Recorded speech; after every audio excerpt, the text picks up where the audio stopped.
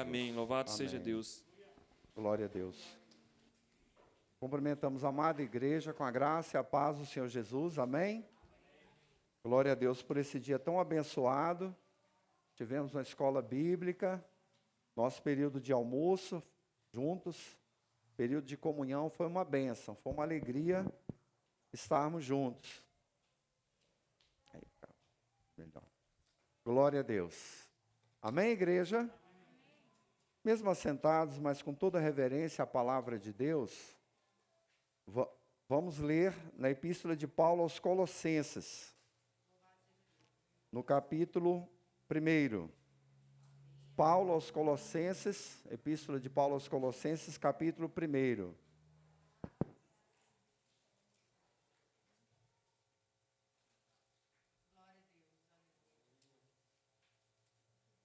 Virtudes da maturidade cristã. Glória a Deus. A partir desse texto, vamos abordar acerca da maturidade cristã. Assim diz a palavra de Deus em Colossenses, capítulo 1, a partir do verso 1. Todos encontraram? Assim diz a palavra de Deus. Paulo, apóstolo de Cristo Jesus, por vontade de Deus, e o irmão Timóteo, aos santos e fiéis irmãos em Cristo, que se encontram em Colossos, na cidade de Colossos. Graça e paz a vós outros, da parte de Deus nosso Pai.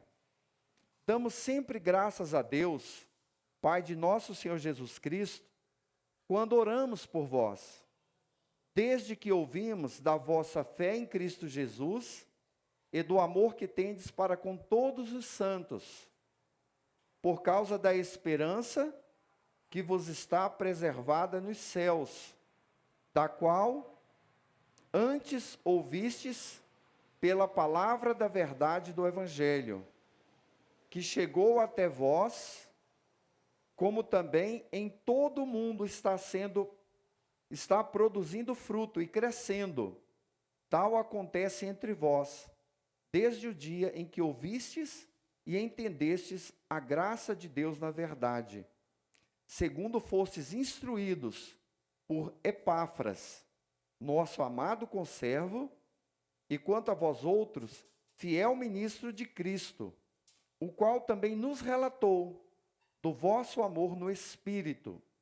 Versículo 9. Por esta razão, também, nós, desde o dia em que o ouvimos, não cessamos de orar por vós e de pedir que transbordeis de pleno conhecimento da sua vontade em toda a sabedoria e entendimento espiritual, a fim de viverdes de modo digno do Senhor, para o seu inteiro agrado, frutificando em toda boa obra e crescendo no pleno conhecimento de Deus, sendo fortalecidos com todo o poder, segundo a força da sua glória, em toda perseverança e longanimidade, com alegria, dando graças ao Pai, que vos fez idôneos, à parte que vos cabe da herança dos santos na luz. Ele nos libertou do império das trevas e nos transportou para o reino do Filho do seu amor, no qual temos a redenção, a remissão dos nossos pecados. Amém, igreja? Glória a Deus. Virtudes da maturidade cristã. O crescimento, ou a maturidade cristã,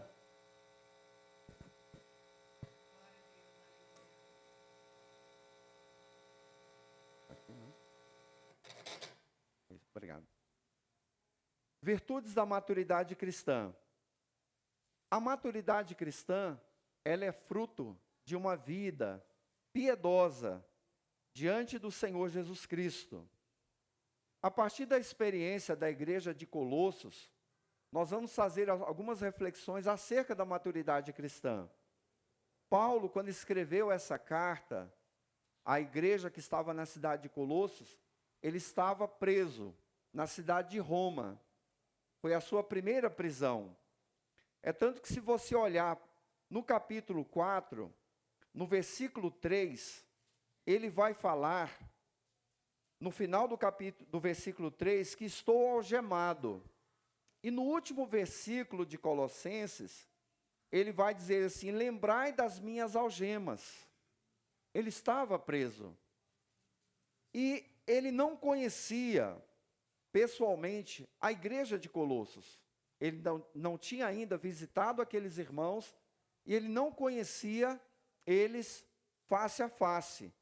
E ele fala isso no capítulo 2, no versículo 1 e no versículo 5, que ele estava ausente no corpo. Então ele não conhecia. E essa igreja de Colossos, ela foi evangelizada, ela foi fundada pelo trabalho de Epáfras, que é esse personagem que está no versículo 7. E Epáfras é que vai a Roma e relata para Paulo, explica para ele como estava a igreja naquela cidade, quais eram as virtudes e aquilo que a igreja precisava ainda crescer, ainda desenvolver. Então ele toma conhecimento a partir desse relato. Agora o interessante é que mesmo não sendo o líder dessa igreja, não sendo o fundador da igreja de Colossos, o apóstolo Paulo sente-se responsável pelo cuidado, pelo ensino dessa igreja. Isso testifica de uma grande responsabilidade cristã, de uma maturidade do apóstolo Paulo.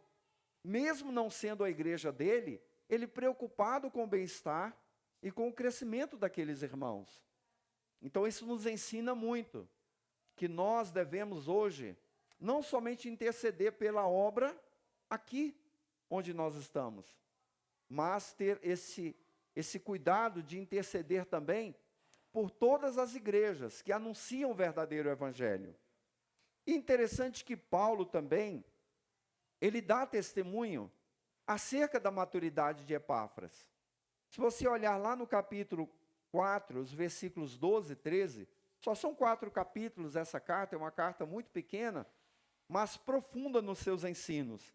Se você observar nos versículos 12 e 13, ele, em Roma, ele envia saudação à igreja, em nome de Epáfras, e ele dá testemunho, e ele fala do esforço, do cuidado, que continuamente Epáfras orava por aqueles irmãos, ele intercedia, para que eles fossem conservados perfeitos, e plenamente convictos em toda a vontade de Deus.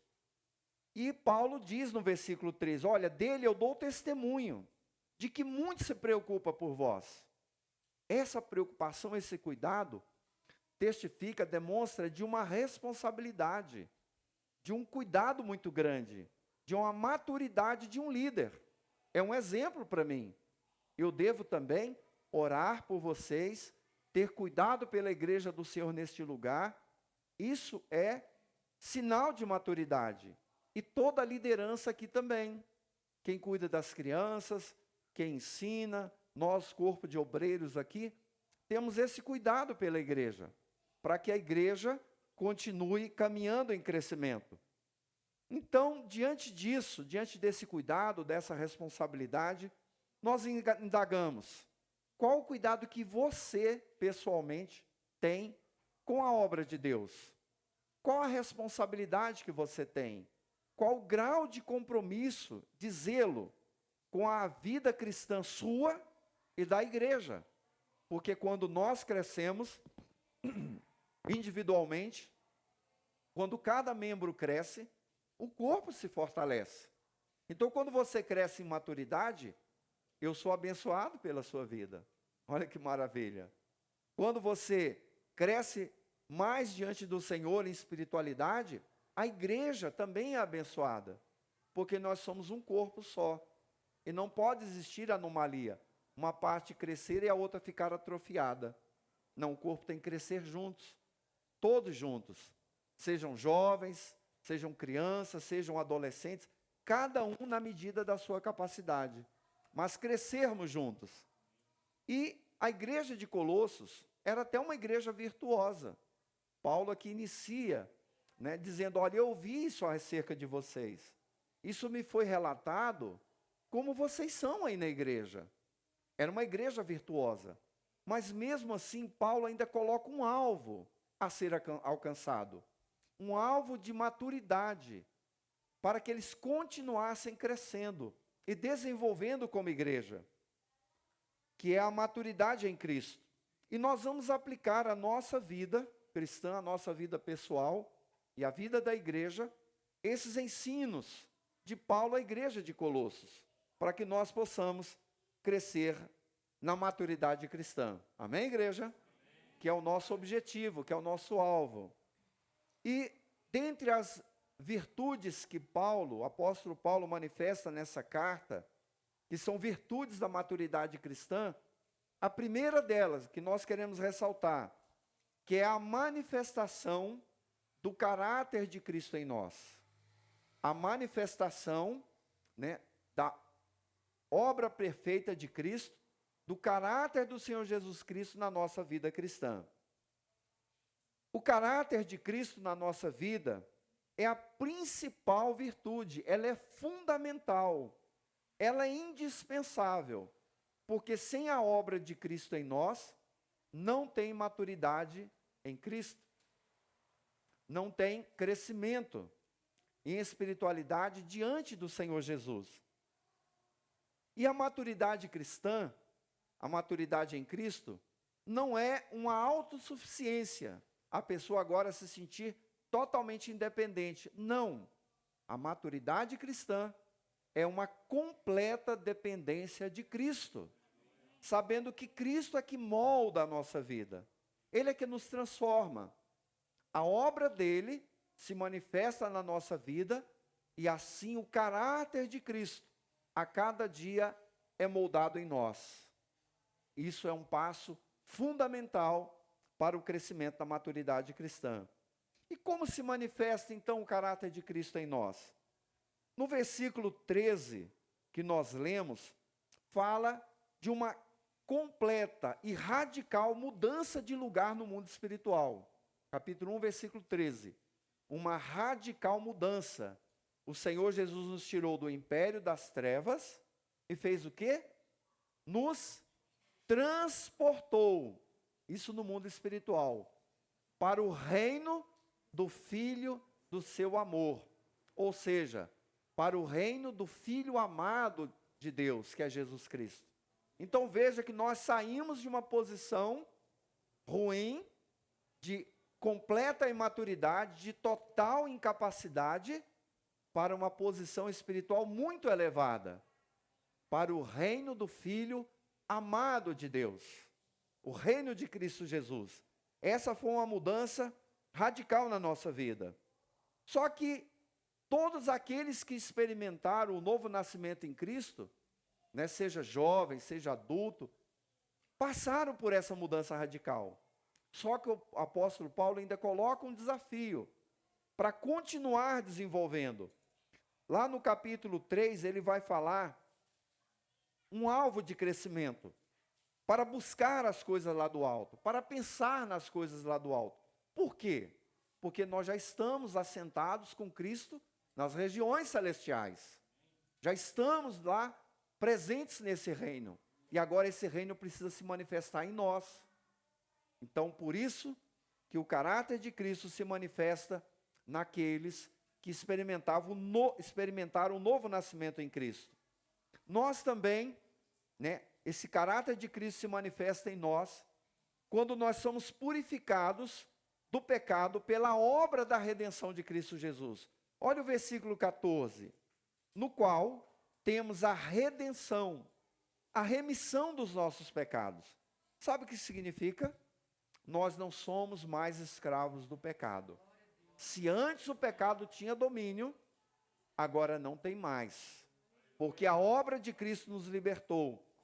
Nós éramos estranhos, inimigos, mas fomos reconciliados, caminhando agora para uma maturidade cristã. E o alvo ainda que o apóstolo Paulo coloca lá no capítulo 3 e no versículo 5 é: fazei morrer a vossa natureza terrena.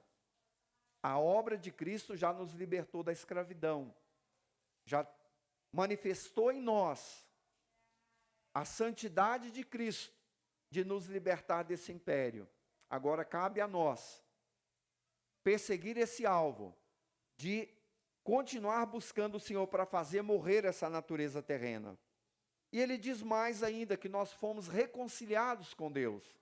Para ter o caráter de Cristo é necessária essa reconciliação, essa aproximação de Deus pela morte de Cristo. Está relatado aí nos versículos 20 a 22, também do primeiro capítulo. Ele fala sobre isso, que nós éramos inimigos de Cristo. E as nossas obras eram obras do maligno, eram obras más, né? Obras corrompidas, pervertidas pelo pecado.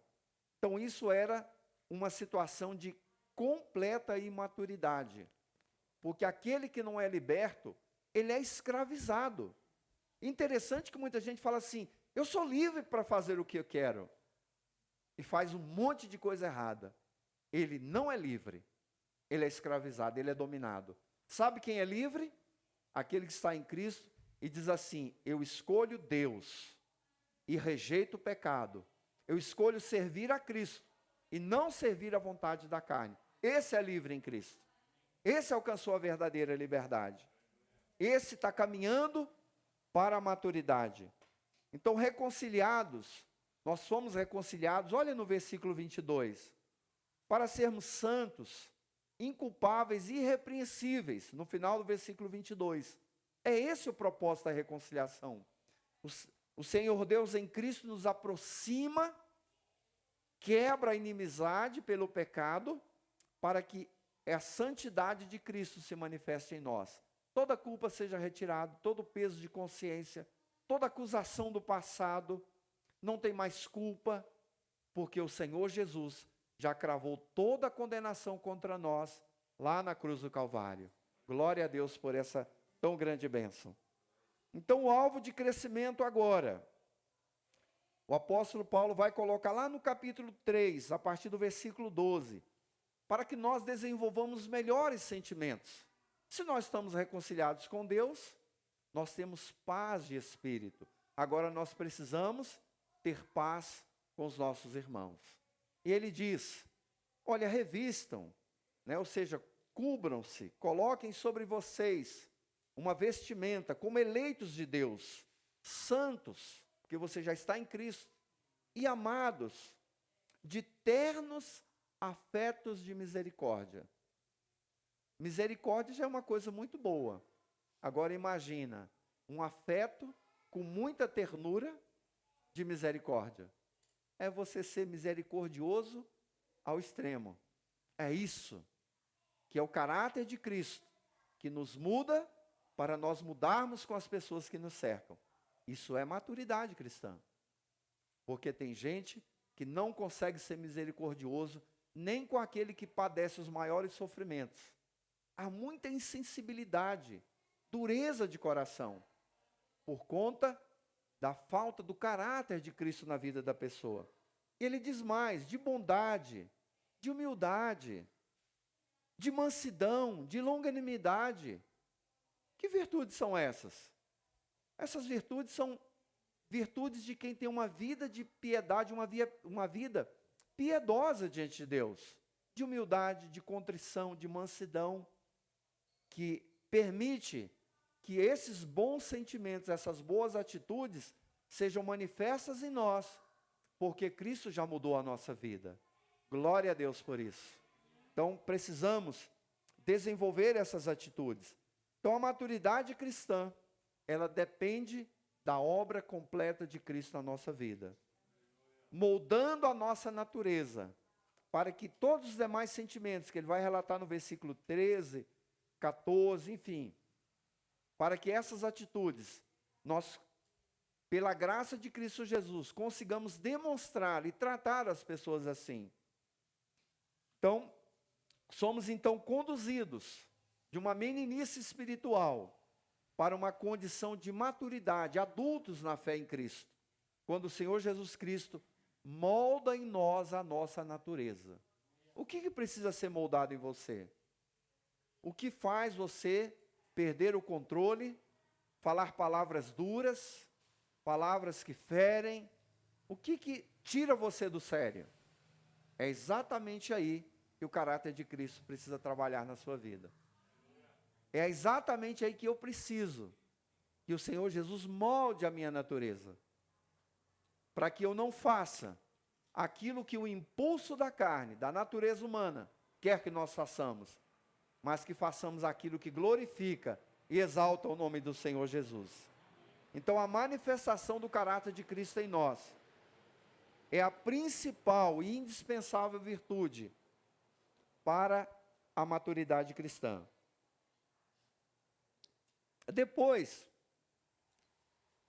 nós podemos também encontrar outras virtudes que elas são essenciais para a vida cristã. Essas virtudes, Paulo menciona logo no início da carta, que ele ouviu falar, pelo relato de Epáfras, que aqueles crentes tinham essas virtudes: fé, amor e esperança. Sem fé, sem amor e sem esperança, não tem cristianismo. Primeiro, sem Cristo, né? Porque a fé é em Cristo. O amor é o amor fraternal. E a esperança é a esperança de vida eterna. Então, sem fé em Cristo, sem o amor a Deus e ao próximo, sem esperança, não tem cristianismo. Nós dependemos dessas virtudes. Elas são essenciais para o nosso cristianismo. Para que o cristianismo nosso seja autêntico. Sejamos espelhos, imitadores, testemunhas de Cristo, por meio dessas virtudes. E como era a igreja de Colossos? Ela tinha essas virtudes. Ela caminhava para a maturidade. Aqui os versículos 4 e 5 falam dessas virtudes. Ele diz assim, desde que ouvimos da vossa fé em Cristo Jesus, e do amor que vocês têm uns para com os outros, em seguida ele vai falar da esperança. Paulo diz assim, logo no versículo 3, ele diz assim, olha, eu dou graças a Deus. Eu louvo a Deus pela vida de vocês. Aqui Paulo está, mesmo na prisão, externando a sua alegria, o seu contentamento com aquela igreja. Eu dou graças a Deus, né? A Deus Pai de nosso Senhor Jesus Cristo, quando eu oro por vocês. Quando eu oro por vocês, eu lembro, né, do que Epáfras me falou, de como vocês são. E como nós temos sido aqui, a igreja do Riacho Fundo 1. Quando alguém ora por nós e lembra de nós, essas virtudes estão sendo estampadas na nossa conduta, no nosso trato cristão. Com quem você se relaciona, as pessoas olham para você e veem fé em Cristo, amor fraternal, esperança na adversidade. São virtudes que nós precisamos cultivar. Interessante que nos faz lembrar o inverso disso da igreja lá de Corinto, né? Que tinha lá as suas dificuldades. Enquanto na igreja de Colossos tinha fé, esperança e amor, a igreja de Corinto precisava aprender que quando cessavam os dons, quando acabava a profecia, as línguas cessavam, o que permanecia? A fé, a esperança e o amor. Lá ele fala nessa ordem. E diz que o maior de todos é o amor. Então, quando cessam as línguas, quando acabam as profecias, o que permanece? Fé, esperança e amor. 3 grandes virtudes. Quem tem essas virtudes está no caminho da maturidade cristã. Porque a fé em Cristo nos torna inabaláveis na nossa vida cristã. Estamos firmados sobre a rocha. Nada nos afasta do amor de Cristo. Tem gente que tem uma fé muito superficial. Vem um problema, uma dificuldade, abandona. Desiste. Nós não podemos ser assim. Isso é sinal de imaturidade, inconstância. Porque a criança fala uma coisa, dali a pouco ela muda de ideia. O cristão maduro não, ele fala, eu estou firmado na rocha que é Cristo. Não tem acusação, não tem, muitas vezes, pessoa que te trata mal, nada disso é capaz de fazer você se afastar de Cristo. Porque você olha para o alto, você não olha para as pessoas. Você olha para aquele que te resgatou, aquele que te posicionou no reino do Filho do amor de Deus. Então você tem essa firmeza. Então a igreja de Corinto precisava aprender isso. E nós precisamos crescer nessas virtudes. A fé que nós recebemos em Cristo para a salvação, nós precisamos continuar nessa fé. Caminhando, olhando para Cristo como nosso modelo. E Paulo vai falar no capítulo 2, ele coloca um alvo, uma meta de crescimento e maturidade. Ele diz assim, lá nos versículos 5 a 7, ele diz assim, que estava ausente no corpo, mas presente em espírito, alegrando-me e verificando a vossa boa ordem. Olha que era uma igreja ordeira. E diz assim, e a firmeza da vossa fé em Cristo. Olha que virtude maravilhosa. Era uma igreja que tinha firmeza. Porque existiam perseguições, tinham falsas doutrinas. Se você ler o capítulo 2, a partir dos versículos seguintes, você vai ver Paulo refutando vários ensinos falsos. Mas eles tinham firmeza. Eles eram inabaláveis na convicção da salvação em Cristo. Versículo 6 do capítulo 2.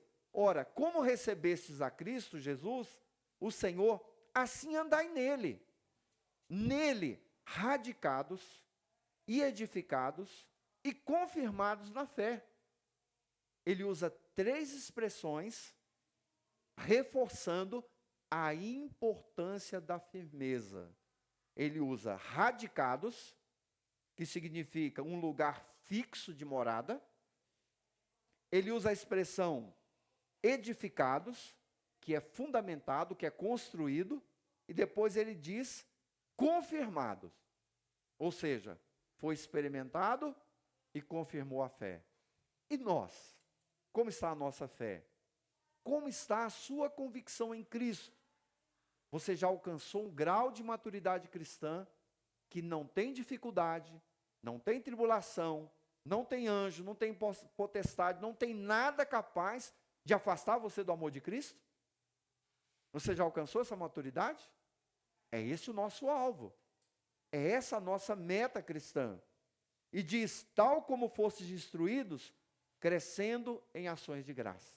Firmeza na fé é o início e a longa caminhada rumo ao crescimento diante do Senhor Jesus. E ele fala do amor. E esse amor foi produzido, esse amor fraternal, pelo Espírito Santo. Olha no versículo 8, do primeiro capítulo. Ele diz assim, Epáfras também me relatou do vosso amor no Espírito. Veja que o Espírito aí está com letra maiúscula. Está se referindo ao Espírito Santo. Quem que produziu esse amor? O Espírito Santo de Deus. Precisamos ter o fruto do Espírito. Precisamos dessa virtude para buscarmos servir ao Senhor com um amor sincero. E ele coloca lá no capítulo 3, versículo 14, ele diz assim, acima de tudo isto, porém, esteja o amor, que é o vínculo da perfeição, que é o elo perfeito, que une, que aproxima. Até que ponto vai o seu amor fraternal? Até que ponto vai o seu amor em relação às pessoas que te cercam? Eu vou fazer para a igreja a pergunta que eu fiz para os varões na terça da semana passada, né? Ou da semana retrasada, né? Porque da semana passada. Essa semana foi escola. Eu perguntei assim para os varões. Como é que foi a pergunta? Me ajuda. Você ama, eu perguntei para os varões, você ama a sua esposa? Você é capaz de dar a sua vida pela sua esposa? Aí eu falei para eles, não precisa me responder. Cada um pensa. Até onde vai o seu amor? E eu pergunto para toda a igreja também o seguinte. Jesus ensinou lá no capítulo 5 de Mateus, para nós amarmos os inimigos e orar por aqueles que nos perseguem. Sabe para quê? Para nós nos tornarmos filhos de Deus. Porque se você amar quem te ama, que galardão tem?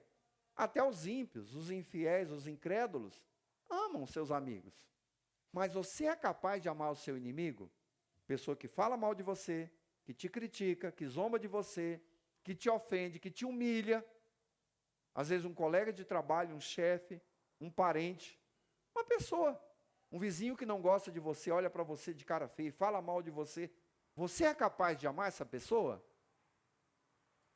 Jesus disse: amai os vossos inimigos e orai por aqueles que estão perseguindo você. Então, olha que quem tem maturidade cristã, alcançou um grau de crescimento em Cristo, ele é capaz de amar o seu inimigo.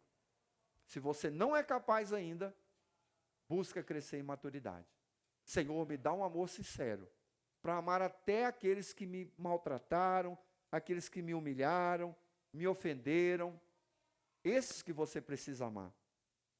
Amém, igreja? Amém. É difícil, não é? Teve varão que olhou para mim assim, com o olho meio estatalado. Mas o exemplo é de Cristo. Cristo falou assim: marido, amai vossas mulheres como Cristo amou a igreja. Né? Que se entregou pela igreja. Será que nós somos capazes de fazer isso? Então existe um alvo de crescimento no amor. E cultivar também a esperança. E eu pergunto a você, qual a sua esperança no sofrimento? Quando você está passando luta, angústia, tribulação, ansiedade, inquietação, preocupação, o que te traz esperança? É que tudo isso aqui vai se resolver? Ou existe algo muito mais forte que alimenta a nossa esperança? Ah, com certeza. Paulo estava sofrendo. Paulo estava no cárcere. Veja no versículo 24 desse primeiro capítulo. Ele diz assim: agora me regozijo, me alegro nos meus sofrimentos por causa de vocês, irmãos de Colossos. Como é que pode alguém em plena tribulação, preso, se alegrando? Tem algo muito mais forte. Veja lá no finalzinho do versículo 27. Cristo em vós, a esperança da glória. Cristo em nós é a verdadeira esperança de uma eternidade com Deus, de uma vida incomparavelmente melhor do que a vida aqui na terra. Glória a Deus por isso.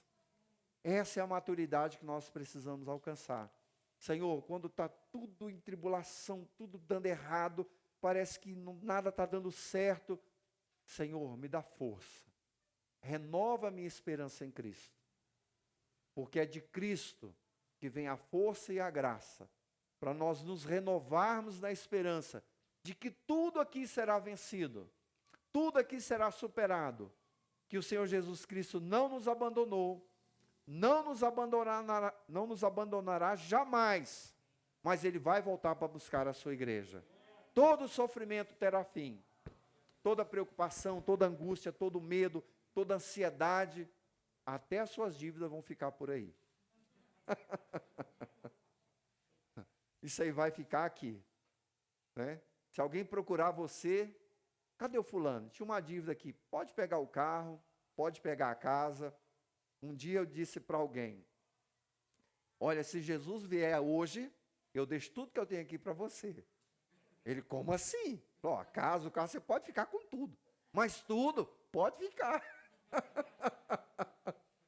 Você vai deixar ou você vai querer levar? Eu não quero levar nada. Pode ficar esse carro velho, se alguém quiser pegar, ó, fica com isso aí. Irmãos, igreja, amados, tem algo muito melhor nos esperando na glória. Oh, glória a Deus.